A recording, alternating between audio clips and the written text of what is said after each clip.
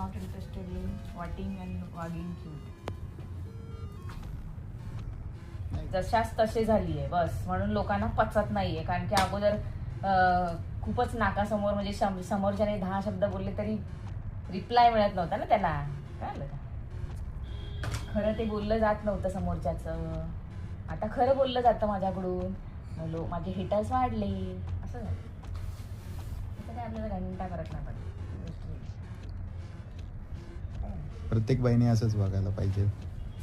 जास्त जगायचं असेल तर असंच वागा. जास्त नाही, जेवढं आयुष्य दिलंय देवाने तेवढं जर स्वच्छंद जगायचं असेल तर असंच वागा. जे तोंडात येत आहे आणि जे खरं आहे, तोंडात येत आहे ते नाही म्हणता येणार, जे खरं आहे ते स्पष्ट बोलायला शिका. आतमध्ये घेऊन घुसमटून काही उपयोग नाही. कधीतरी निघून जाल ना, काही लोक नाही 10-12 दिवस रडतील, 13 दिवस आपल्या कामाला सगळं. मी असं लेक्चर देणं पण गरजेचं आहे बायकांना.